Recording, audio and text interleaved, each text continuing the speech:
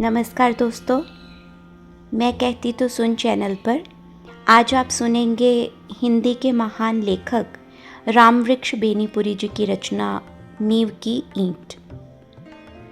दोस्तों, कोई भी बुलंद इमारत तब तक बुलंद नहीं होती जब तक कि उसकी नींव की ईंट खुद के लिए अंधेरे नहीं चुनती। नींव की ईंट को एहसास होता है कि एक दिन लोग वाहवाही तो बुलंद इमारत की ही करेंगे, उसी की शान में कसीदे पढ़ेंगे। बावजूद इसके वो नींव की ईंट बनना ही मंजूर करती है। शहादत और बलिदान की यही प्रेरणा हम इंसानों के लिए भी। आइए सुने और गुने बेनीपुरी जी की इस विचारोत्तेजक रचना को। वह जो चमकीली सुंदर सुघड़ इमारत है, वह किस पर टिकी है? इसके कंगूरों को आप देखा करते हैं। क्या कभी आपने इसकी नींव की ओर भी ध्यान दिया है? दुनिया चमक देखती है, ऊपर का आवरण देखती है, पर आवरण के नीचे जो ठोस सत्य है, उस पर कितने लोगों का ध्यान जाता है? ठोस सत्य सदा शिवम होता ही है, किंतु वह हमेशा ही सुंदरम भी हो, यह आवश्यक नहीं। सत्य कठोर होता है। कठोरता और भद्दापन साथ साथ जन्मा करते हैं, जिया करते हैं। हम कठोरता से दूर भागते हैं, भद्देपन से मुख मोड़ते हैं, इसीलिए सत्य से भी भागते हैं। नहीं तो हम इमारत के गीत नींव के गीत से प्रारंभ करते। वह ईंट धन्य है जो कट छटकर कंगूरे पर चढ़ती है और बरबस लोकलोचनों को अपनी ओर आकृष्ट करती है। किंतु धन्य है वह ईंट जो जमीन के 7 हाथ नीचे जाकर गड़ गई और इमारत की पहली ईंट बनी, क्योंकि इसी पहली ईंट पर उसकी मजबूती और पुख्तेपन अस्ति नास्ति निर्भर करती है। उस ईंट को हिला दीजिए, कंगूरा बेतहाशा जमीन पर आ गिरेगा। कंगूरे के गीत गाने वाले हम, आइए अब नींव के गीत गाएं।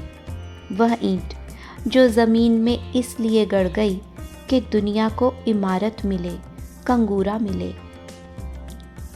वह ईंट जो सब ईंटों से ज़्यादा पक्की थी, जो ऊपर लगी हो तो कंगूरे की शोभा 100 गुनी कर देती। किंतु जिसने देखा इमारत की पायदारी उसकी नींव पर मुनहसिर होती है, इसलिए उसने खुद को नींव में अर्पित किया। वह ईंट जिसने अपने को 7 हाथ ज़मीन के अंदर इसलिए गाड़ दिया कि इमारत ज़मीन के 100 हाथ ऊपर जा सके। वह ईंट जिसने अपने लिए अंधकूप इसलिए कबूल किया कि ऊपर के उसके साथियों को स्वच्छ हवा मिलती रहे, सुनहली रोशनी मिलती रहे।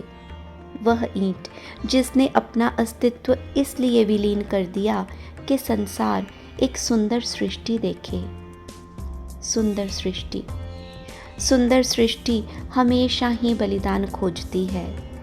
बलिदान ईंट का हो या व्यक्ति का। सुंदर इमारत बने, इसलिए कुछ पक्की पक्की लाल ईंटों को चुपचाप नींव में जाना पड़ता है। सुंदर समाज बने, इसलिए कुछ तपे तपाए लोगों को मौन मूक शहादत का लाल सेहरा पहनना ही पड़ता है। शहादत और मौन मूक? जिस शहादत को शोहरत मिली, जिस बलिदान को प्रसिद्धि प्राप्त हुई, वह इमारत का कंगूरा है, मंदिर का कलश है। हाँ, शहादत और मौन मूक समाज की आधारशिला यही होती है। ईसा की शहादत ने ईसाई धर्म को अमर बना दिया, आप कह लीजिए, किंतु मेरी समझ से ईसाई धर्म को अमर बनाया उन लोगों ने जिन्होंने उस धर्म के प्रचार में अपने को अनाम उत्सर्ग कर दिया। उनमें कितने जिंदा जलाए गए, कितने सूली पर चढ़ाए गए, कितने वन वन की खाक छानते जंगली जानवरों के शिकार हुए, कितने उससे भी भयानक भूख प्यास के शिकार हुए। उनके नाम शायद ही कहीं लिखे गए हों, उनकी चर्चा शायद ही कहीं होती है, किंतु ईसाई धर्म उन्हीं के पुण्य प्रताप से फल फूल रहा है। वे नींव की ईंट थे, गिरजाघर के कलश थे जो उन्हीं की शहादत से चमकते हैं। आज हमारा देश आज़ाद हुआ सिर्फ उनके बलिदानों के कारण नहीं, जिन्होंने इतिहास में स्थान पा लिया है। देश का शायद कोई ऐसा कोना हो जहां कुछ ऐसे दधीची नहीं हुए हों जिनके हड्डियों के दान से विदेशी वृत्रासुर का नाश हुआ। हम जिसे देख नहीं सके वह सत्य नहीं है, यह है मूढ़ धारणा। ढूंढने से सत्य मिलता है। हमारा काम और धर्म है ऐसी नींव की ईंटों की ओर ध्यान देना जिस पर हमारे समाज की भव्य इमारत खड़ी है। सदियों के बाद नए समाज की सृष्टि की ओर हमने पहला कदम बढ़ाया है। इस नए समाज के निर्माण के लिए हमें नींव की ईंट चाहिए। अफसोस, कंगूरा बनने के लिए चारों ओर होड़ा होड़ी मची है और नींव की ईंट बनने की कामना लुप्त हो रही है। 7 लाख गांवों का नवनिर्माण, हजारों शहरों और कारखानों का नवनिर्माण कोई शासक नहीं कर सकता। इस नवनिर्माण के लिए ज़रूरत है ऐसे नौजवानों की जो इस काम में अपने को चुपचाप खपा दें, जो एक नई प्रेरणा से अनुप्राणित हों, एक नई चेतना से अभिभूत हों, जो शाबाशियों से दूर हों, दलबांदियों से अलग हों, जिनमें कंगूरा बनने की कामना न हो, कलश कहलाने की वासना न हो, अर्थात जो सभी कामनाओं और वासनाओं से दूर हों। ऐसी नींव की ईंट किधर है जिसके उदय के लिए आतुर हमारा समाज चिल्ला रहा है। ऐसी नींव की ईंट हमारे देश के नौजवानों के लिए एक चुनौती है।